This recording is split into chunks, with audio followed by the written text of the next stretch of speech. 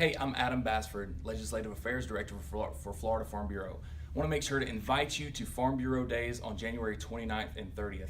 It is incredibly important that we have our members engaged and involved in the legislative process. That's where Farm Bureau gets its strength from. We have an ag strong agenda that we need you to help us promote. So please make sure to join us January 29th and 30th in Tallahassee.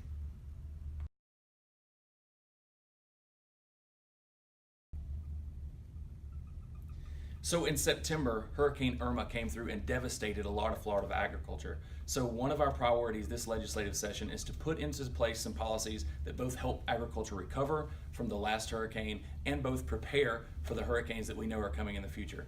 We're going to do that by doing several things, working on some sales tax reform to give some relief for fences and farm structures that were damaged during the hurricane, as well as work on some things like extending the exemption for overweight permits when people are moving products around a storm. So we've got several things that we're working there to make sure that we've both recovered from this hurricane and prepared for the next ones.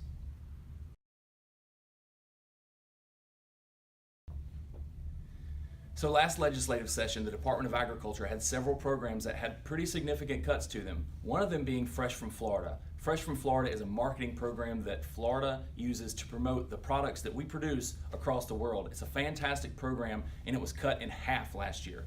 It's something that we really need to support, and our members can share their stories about how marketing Florida products really work, and we need to advocate for that this year.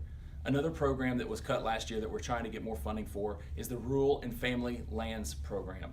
That program helps put dollars into conservation lands and working lands programs so that farmers and ranchers can put their land in conservation but continue to work that land. That helps expand the conservation footprint while keeping lands in agriculture and on the tax rolls. We need to support both those programs and make sure that Florida agriculture is strong.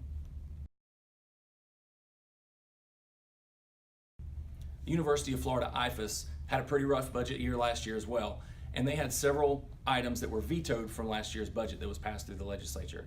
So it's very important that we're able to get members up to Tallahassee to talk about how these different programs can help them. Research, education, and extension are all critical parts of moving agriculture forward and keeping agriculture strong, and we need to go advocate for University of Florida IFAS.